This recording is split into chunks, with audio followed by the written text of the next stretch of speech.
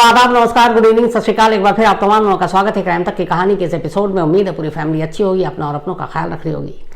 आज की कहानी शुरू करूं उससे पहले 20 साल एक लंबा अरसा होता है और आज 22 नवंबर 2024 को आज तक पर जो Monday to Friday crime show Vardaat आता है 20 साल पूरे कर चुका। 22 नवंबर 2004 को इस वारदात की शुरुआत की थी और देखते ही देखते 20 साल बीत गए। टीवी इंडस्ट्री में या फिर खासतौर पर क्राइम के अगर न्यूज़ चैनल में किसी शो का 20 साल तक चलना, ये लोगों के प्यार और भरोसे का ही एक सबसे अहम वजह है। तो तमाम हमारे दर्शकों को दिल से शुक्रिया कि इतना आपने प्यार दिया और आज वारदात अपने 20 साल पूरे कर रहा है। और इसी के साथ साथ आज से साहित्य आज तक भी शुरू हो गया। 22, 23 और 24 नवंबर major Dhyanchand stadium, India gate के पास। तो 3 दिनों का ये साहित्य आज तक है। आज शाम 6:30 बजे से मैं 5 बजे पहुंचूंगा। उसके बाद इसलिए आज जल्दी कहानी रिकॉर्ड कर रहा हूँ। आज, कल और परसों तीनों दिन मैं वहीं रहूँगा। तो क्राइम तक फैमिली हमेशा आती है और मुलाकात होती है, तो आइएगा, आप लोगों से मिलेंगे, मज़ा आएगा। तो जो लोग हैं साहित्य आज तक में ज़रूर आए। अब आते हैं आज की कहानी के ऊपर। अभी कुछ दिन पहले आपको मैंने एक कहानी सुनाई थी इटावा की। कई बार मैं ये कह चुका हूँ कि इंसान के दिमाग में क्या चलता है और वो कितना इंसान खतरनाक उसका दिमाग होता है, जज करना या कहना बड़ा मुश्किल है। मैंने आपको कहानी सुनाई थी कि कानपुर में एक बिजनेसमैन जिसका गोल्ड का कारोबार था, दिल्ली से होलसेल लेता और जाकर इटावा में बेचता, मुकेश नाम था। मुकेश के परिवार में उसकी पत्नी और 3 बच्चे थे। 2003 में उसकी पहली शादी जब हुई और उसकी पत्नी एक बेटी को जन्म देने के बाद उसकी मौत हो गई और फिर उसने परिवार वालों के कहने पर दूसरी शादी की। दूसरी शादी से उसे फिर एक बेटी और एक बेटा हुआ। तो घर में 3 बच्चे। भाविया जो पहली पत्नी से उसको बेटी हुई थी, फिर उसके बाद काव्या और बेटा अभिष्ट, ये 3 बच्चे और उसकी पत्नी। अचानक 11 नवंबर की बात है, सुबह मुकेश जो है वो 20 अपने रिश्तेदारों को फ़ोन करता है और उसके बाद अपनी पत्नी और तीनों बच्चों के पत्नी के ही मोबाइल से स्टेटस डालता और बताता है कि सब कुछ ख़त्म हो गया। फिर वह पुलिस को फ़ोन करता है, पुलिस को मैसेज भेजता है और कहता है कि अब मैं भी मरने जा रहा हूँ और मैं रेलवे ट्रैक पर जा रहा हूँ। और ये सब कुछ होता है। उसके बाद वो इटावा रेलवे स्टेशन पहुँचता है। पहले उसको वंदे भारत ट्रेन के नीचे लेटना था, लेकिन फिर कुछ चीज़ें हुई। उसके बाद एक दूसरी ट्रेन का उसने इंतज़ार किया और लेट गया।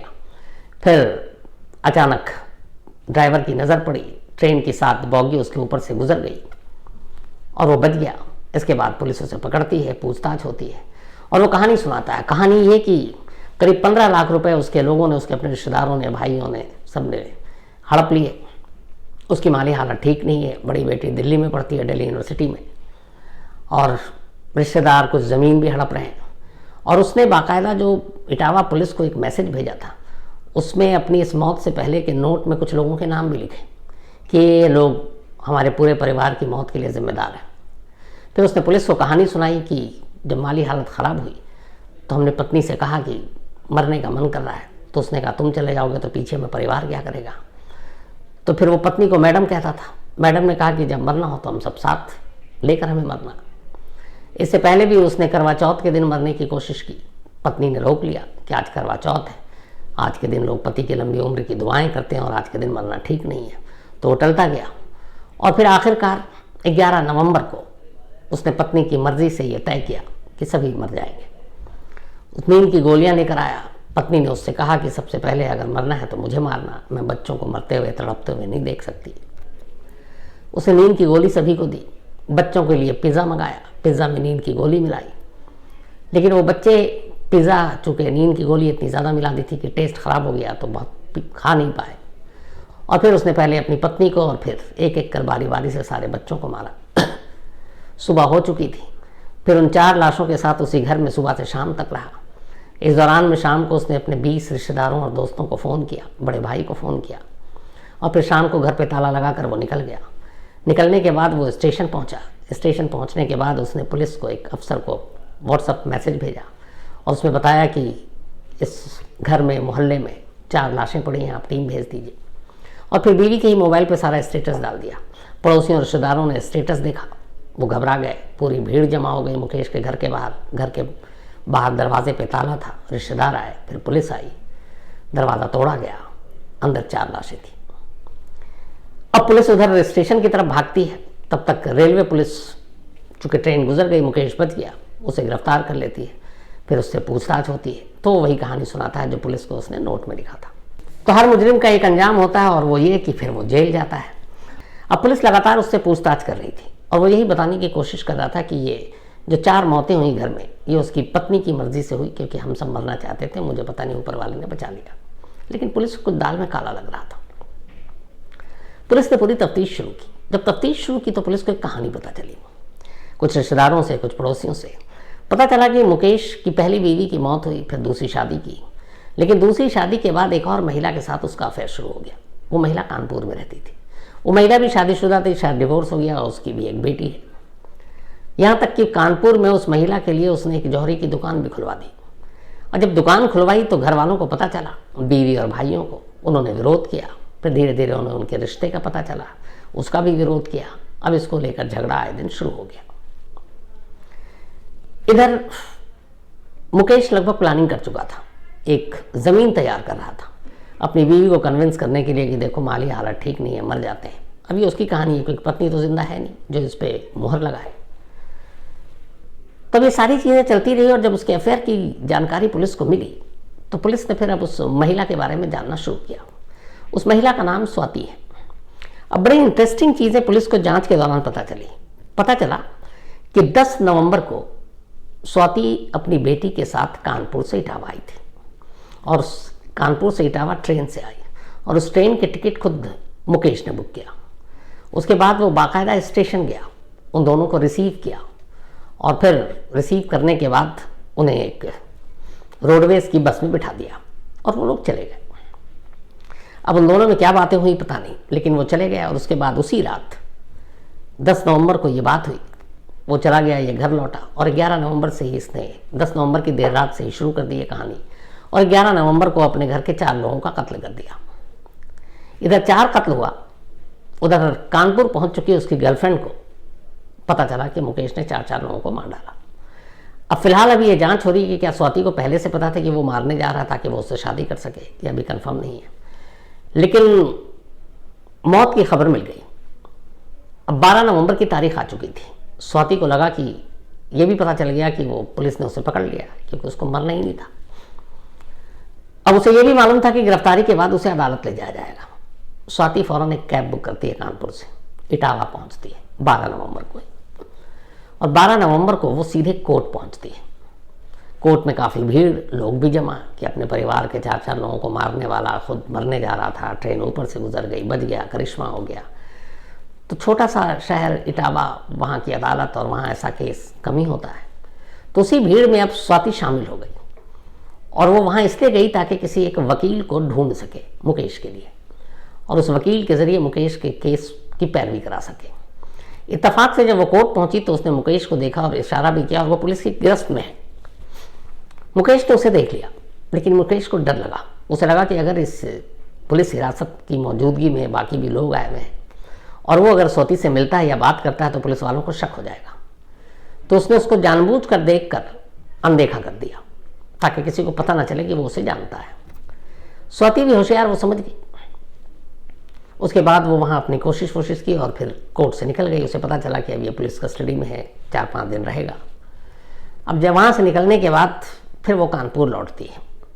अब उसे बात करनी है, मुकेश से बातचीत करने का मौका नहीं मिल रहा क्योंकि वो हिरासत में है, वो पुलिस हिरासत में जा नहीं सकती क्योंकि उनके रिश्ते आम हो जाएंगे। तो ये सारी चीज़ें चलती रही। इधर पुलिस खामोशी से ये तफ्तीश कर रही थी कि ये मामला मतलब जान देने का तो हो नहीं सकता, ये मास मर्डर है और इसकी प्लानिंग की गई है। और जब इस रिश्ते की भनक मिली तो फिर पुलिस को एक क्लू मिला और इसी के बाद अब पुलिस ने सारे कॉल डिटेल रिकॉर्ड, बाकी चीज़ें, रिश्तेदारों से, पड़ोसियों से पूछताछ, जो कानपुर में दुकान खुलवाई उसके ट्रांजैक्शन, जो मुकेश है उसके बैंक खाते, सारी चीज़ों की जानकारी इकट्ठी करनी शुरू की। और आखिरकार पुलिस को पता चला कि इस पूरे मामले में कहीं ना कहीं स्वाति को भी जानकारी थी कि वो अपने परिवार को ख़त्म करने जा रहा है। और इसी के बाद अब पुलिस ने स्वाति को अरेस्ट कर लिया। स्वाति को अरेस्ट करने के बाद अब वो उसे इटावा लाई है और इटावा में उससे पूछताछ हो रही है। इस पूछताछ के बाद ही खुलासा हुआ कि अब तक की जो कहानी मुकेश ने सुनाई थी वो कहानी झूठी थी।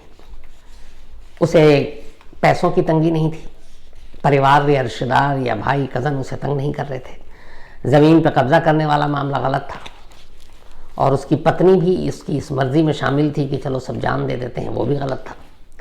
तो कुल मिलाकर उसने 11 नवंबर को अपनी पत्नी की मर्जी से नहीं बल्कि अपनी मर्जी से अपनी पत्नी, 2 बेटी और 1 बेटे की जान ली और इन सभी को मौत के घाट उतार दिया। अब इसके बाद उसे पता था कि इस कहानी को अंजाम क्या देना है। 4 कत्ल, घर में लाशें। तब उसने भूमिका बनानी शुरू की। शाम तक वो लाशों के साथ घर पे रहा। फिर इसके बाद उसने अपने एक रिश्तेदारों को फ़ोन करना शुरू किया क्योंकि उसके दिमाग में था कि मुझे करना क्या है।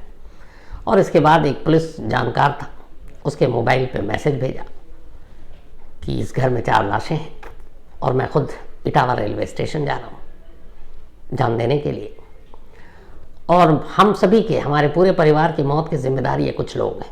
और उसने कुछ लोगों के, अपने रिश्तेदारों के नाम भी डाल दिए। अब पुलिस को भी यही लगा क्योंकि 5 लोगों की जान जानी थी, लेकिन 5वां तो बच गया था। तो पुलिस उसे लेकर आई। शुरू में लोगों को सिंपैथी भी थी मुकेश के साथ, और वो तमाम रिश्तेदार डरे हुए थे। जिन जिन के नाम थे पुलिस ने कह दिया हम उन सबसे पूछताछ करेंगे, और उनसे एक एक करके उठा के उनसे पूछताछ शुरू हो गई थी। कुछ तो हिरासत में भी ले लिए गए थे, गिरफ्तारी नहीं दिखाई गई थी। लेकिन फिर उसके बयान और उस स्टेशन पे उसकी मौजूदगी को लेकर शक हुआ, और फिर जब ये पता चला कि 1 रात पहले भी वो उसी इटावा रेलवे स्टेशन पर गया, वहाँ उसने बाकायदा रेकी की, उसने देखा, तो फिर उसने ये प्लान बनाया। और अब अगर इटावा पुलिस की माने तो इस साजिश में उसके साथ साथ स्वाति भी शामिल थी। और वजह ये थी कि एक बार मुकेश अपने परिवार का खात्मा कर दे, बीवी बच्चों से छुटकारा पा ले, तो फिर स्वाति और उसकी बेटी ये दोनों मुकेश की ज़िंदगी में आएंगे, दोनों शादी करेंगे और फिर खुशहाल ज़िंदगी बिताएंगे। अफसोस, एक स्वाति एक दूसरे का घर उजाड़ कर उसकी अपनी पत्नी और बच्चों को मारने के बाद अपनी ज़िंदगी खुशियों से संवारना चाहती अपनी बेटी के साथ। उसे सोचना चाहिए कि जो शख्स किसी और के प्यार में पड़कर अपनी पत्नी और बच्चों को मार सकता है, तो फिर आगे चलकर क्या गारंटी है कि वो उसे और उसकी बेटी को नुकसान ना पहुंचाए। क्योंकि वैसे भी मुकेश की ज़िंदगी में ये 3री महिला थी। पहली बीवी की मौत हुई, अब वो मौत को लेकर भी अब एक सवाल उठ रहा, क्योंकि उसने बताया था कि वो नींद की गोली, उसको नींद नहीं आती थी, प्रॉब्लम थी। तो खैर वो केस खुल पाएगा कि नहीं, कि वो नेचुरल डेथ थी उसकी पहली बीवी की या वो भी मर्डर था। लेकिन अब शक के घेरे में वो मौत भी है। अब दूसरी बीवी और 3 बच्चे, और क्या पता 3री के बाद कुछ और नंबर आता। तो प्यार में अंधे लोग जब इस तरह का फैसला करते हैं तो भूल जाते हैं कि एक शख्स जो अगर एक बार जान ले, पुरानी कहावत है कि एक बार खून लग जाए तो फिर आसानी से नहीं जाता। तो अफसोस, एक पूरा परिवार उजड़ गया, 3 छोटे बच्चे, एक पत्नी और पति, सिर्फ और सिर्फ हवस और इस रिश्तों को लेकर उसने पूरा घर उजाड़ दिया। तो ये थी आज की कहानी। चूँकि साहित्य आज तक में भागना भी है और आप लोग वहाँ होंगे तो मिलना भी है, तो कहानी में फिलहाल इतना ही। लेकिन कहानी खत्म करूँ उससे पहले वही अपना सिलसिला, आदिया लिटिल एंजल, आदिया का बर्थडे है, तो हैप्पी बर्थडे आदिया। हमेशा अच्छी रहो, खुश रहो, बहुत क्यूट हो तुम, और मम्मी पापा नानी नाना सब तो तुम्हें गिफ्ट देंगे। अपनी मौसी से कहना वो पिंक स्कूटर दिला दें, साथ ही तुम्हारा मेकअप का बहुत बड़ा किट भी ला दें। छोड़ना मत, मांगना ज़रूर मौसी से। तो हैप्पी बर्थडे आदिया बेटा, ऑल द बेस्ट, हमेशा अच्छी रहो। साथ ही रोहन प्रांच पे, इनका भी आज बर्थडे है, तो हैप्पी बर्थडे रोहन। इसके अलावा चंद्र प्रकाश प्रावल जी, इनका भी आज बर्थडे है, तो हैप्पी बर्थडे चंद्र प्रकाश जी। और ये भेजा है डॉक्टर दीप्ति जी ने, समृद्धि एंड सौभाग्य ने। साथ ही मदर ऑफ मोहित संधू जी, यानी कि मोहित संधू जी की मम्मी का भी आज जन्मदिन है, तो हैप्पी बर्थडे पूरी क्राइम तक फैमिली मेंबर की तरफ से। इसके अलावा सैमुअल, इनका भी आज बर्थडे है, हैप्पी बर्थडे सैमुअल। और ये भेजा है जॉनसन मैसी ने। अफजल मलिक साहब ने ये भेजा है, जोयान मलिक का आज बर्थडे है, तो हैप्पी बर्थडे जोयान। इसके अलावा पुष्पांक का भी आज बर्थडे है, तो हैप्पी बर्थडे पुष्पांक। साथ ही सोनिया वर्मा एंड विकास वर्मा, इन दोनों की आज मैरिज एनिवर्सरी है, तो आप दोनों को बहुत बहुत बधाई, सोनिया जी और विकास जी। तो कहानी में फिलहाल इतना ही। एक बार फिर से आपको याद दिला दूं कि 22, 23, 24 यानी आज कल परसों साहित्य आज तक ध्यानचंद नेशनल स्टेडियम, तो वहाँ आइए, अलग अलग महफिलों के मज़े लीजिए। और साथ ही एक बार फिर से आप तमाम लोगों का शुक्रिया, क्योंकि आप ही हैं जिनकी वजह से वारदात ने 20 लंबे साल का सफ़र आज पूरा किया। तो बस आपका प्यार यूँ ही बना रहे। अब आपसे मुलाकात होगी कल रात 9 बजे किसी नई कहानी के साथ। तब तक अपना और अपनों का ख्याल रखिएगा। Thank you very much.